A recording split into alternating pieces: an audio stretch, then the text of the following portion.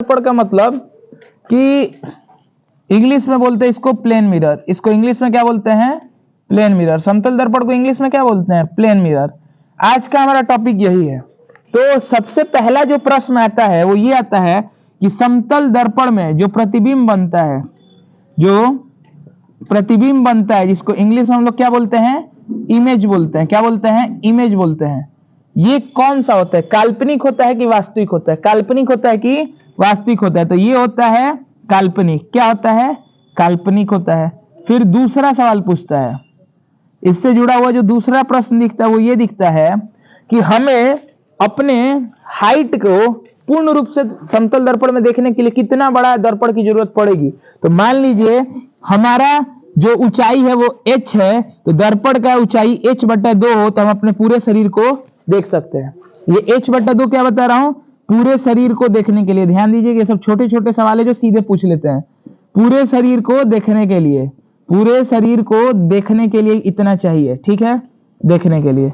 चलिए, इसके बाद तीसरा सवाल ये पूछता है कि हाँ, हम समतल दर्पण से जो जुड़ा हुआ तीसरा लॉजिकल सवाल ये है कि हम मिरर की प्रति v के वेग से जाएं तो हमारा अंतिम वेग क्या होता है? तो हमारा अंतिम जो वेग देखते हैं, हम यदि मिरर की तरफ v के वेग से जा रहे हैं तो डबल की स्पीड से हमारे और प्रतिबिंब के बीच का दूरी कम होता है, मतलब हमारा वेग डबल हो जाता है। तो पूछता है कि हमारे वास्तविक वेग और काल्पनिक वेग में क्या संबंध होता है? तो एक संबंधित दो होता है, ठीक, याद रखिएगा। अब इसमें भी प्रश्न यहां फंसता है कि बोलता है कि वास्तविक वेग और काल्पनिक, तो 1:2। पहले बोला काल्पनिक फिर बोला वास्तविक, तो 2:1 हो जाएगा। ठीक, इतना समझ में आ रहा होगा। तो ये दर्पण का पहला सेक्शन था जो हमने पढ़ा कि समतल दर्पण प्रतिबिंब जो बनाता है वो काल्पनिक बनाता है। काल्पनिक मतलब इसको इंग्लिश में बोलते हैं इमेजिनरी। इंग्लिश वाले भी थोड़ा वर्ड याद रखिएगा, इसको इंग्लिश में क्या बोलते हैं? Imaginary image. ठीक, अब सुनिए, हमारा यदि हाइट h हो, हमारे शरीर की लंबाई h हो, तो हमें कितना बड़ा दर्पण चाहिए पूरे शरीर को देखने के लिए? h/2।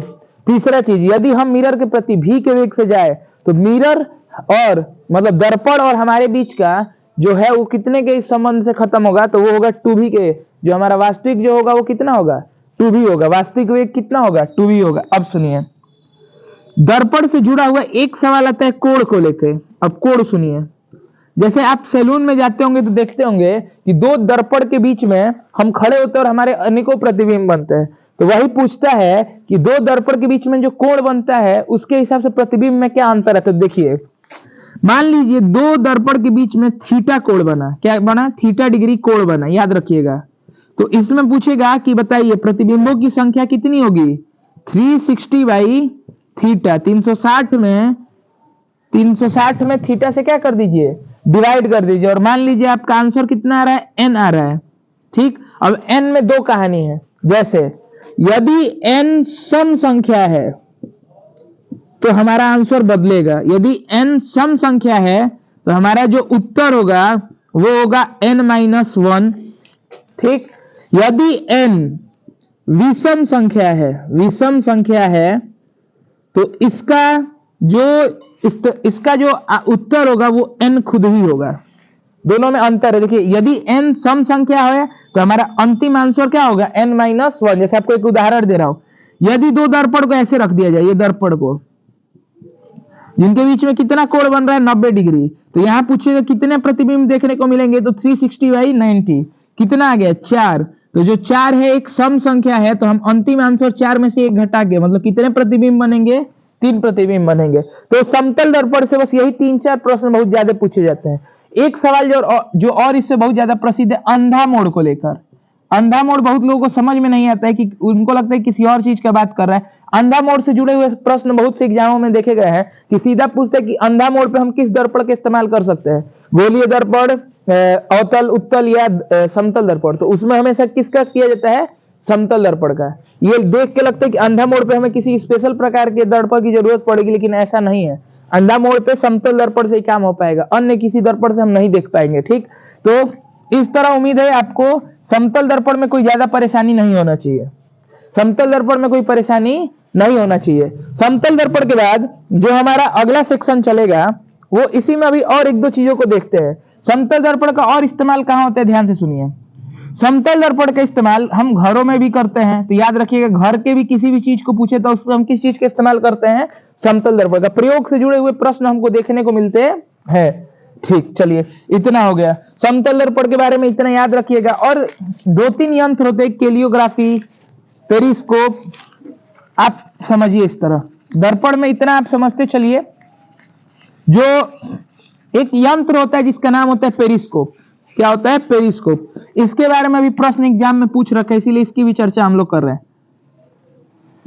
पेरिस्कोप क्या होता है? तो इसके अंदर पहले पूछते हैं कि पेरिस्कोप में कौन से दर्पण पाए जाते हैं, तो इसमें भी कौन सा पाया जाता है? समतल दर्पण। ये समतल दर्पण देखने में लगता है कि ये किसी ज्यादा काम का नहीं है, लेकिन विज्ञान के बहुत से क्षेत्रों में इसका बहुत ज्यादा इस्तेमाल होता है। ठीक, समतल दर्पण के ही सवाल सबसे ज्यादा प्रश्न आपके एग्जामों में देखने को मिलते हैं।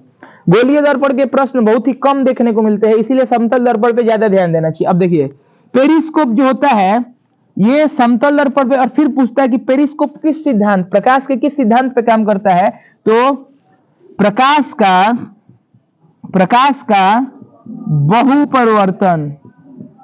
बहुपरावर्तन, मतलब इसको इंग्लिश में बोलते हैं multiple reflection of light. Multiple reflection of light, प्रकाश के मतलब एक ही प्रकाश का किरण बहुत बार बहुत जगह पे टकराती है, इसको हम लोग क्या बोलते हैं?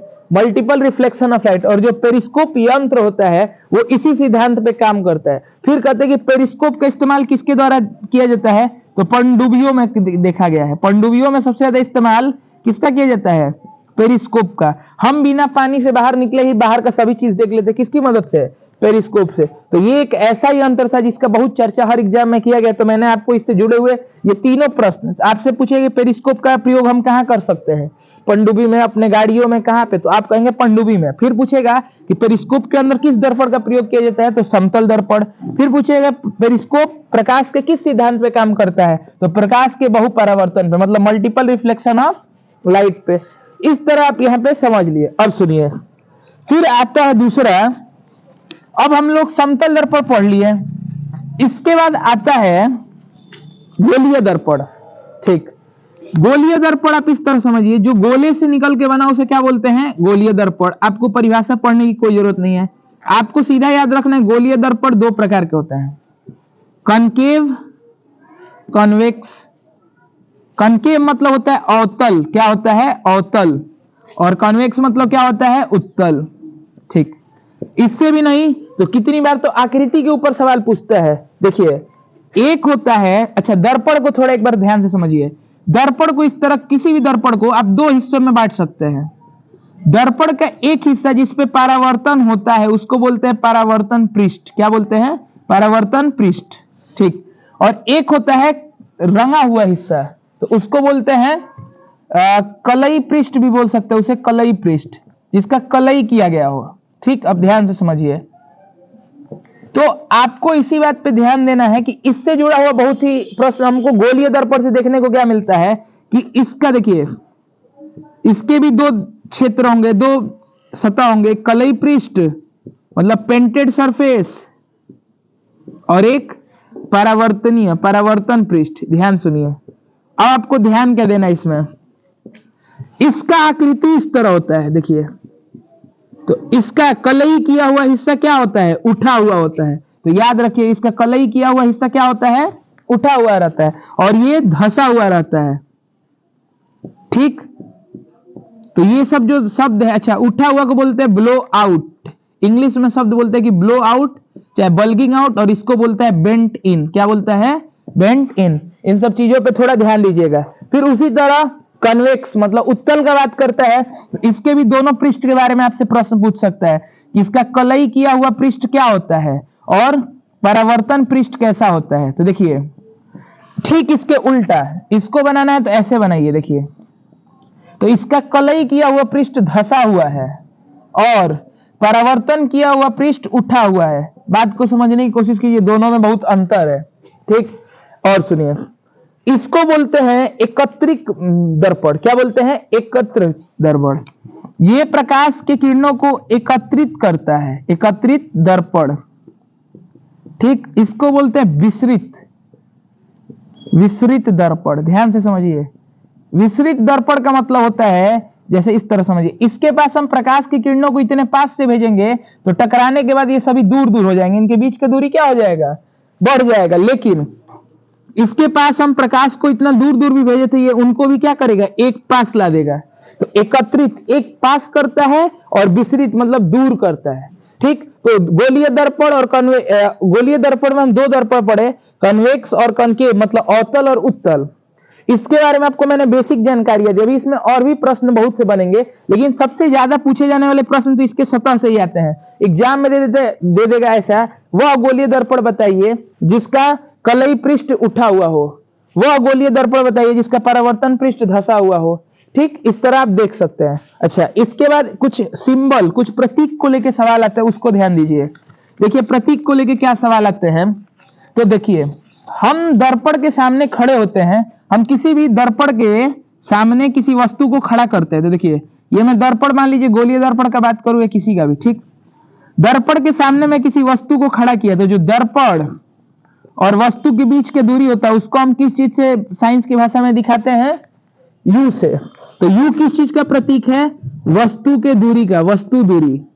ठीक, और जहां हमें प्रतिबिंब बनते हुए दिखाई, इस क्या होता है, भी, मतलब इसको बोलते हैं प्रतिबिंब दूरी। क्या बोलते हैं, प्रतिबिंब दूरी। एकदम बेसिक सा क्लास है प्रतिबिंब दूरी। ज्यादा आप अंदर तक पढ़ेंगे तो आप विज्ञान का क्लास वो स्कूल वाला पढ़ने लगे, आपको बस बेसिक बातें पढ़नी है। तो दर्पण में हम ये समझे। फिर से दर्पण में एक और प्रतीक पूछता है कि एफ का मतलब क्या होता है। एफ का मतलब होता है फोकल दूरी। क्या होता है, फोकल दूरी।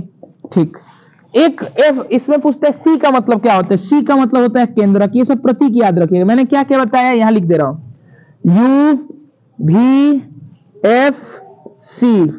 यू मतलब होता है वस्तु दूरी, भी मतलब होता है प्रतिबिंब दूरी, प्रतिबिंब दूरी। एफ मतलब होता है फोकल दूरी, ठीक, और सी मतलब होता है केंद्रक। अब याद रखिएगा एफ और सी के बीच में एक नाता है, वो होता है सी बराबर 2f, मतलब फोकल लेंथ का दोगुना हमेशा किसके होता है, केंद्रक के बराबर होता है। तो ये भी सीधा एग्जाम में प्रश्न पूछ देता है कि केंद्रक और फोकल लेंथ के बीच की दूरी, फोकल दूरी के बीच में क्या संबंध है, केंद्रक और फोकल लेंथ के बीच की दूरी क्या संबंध है।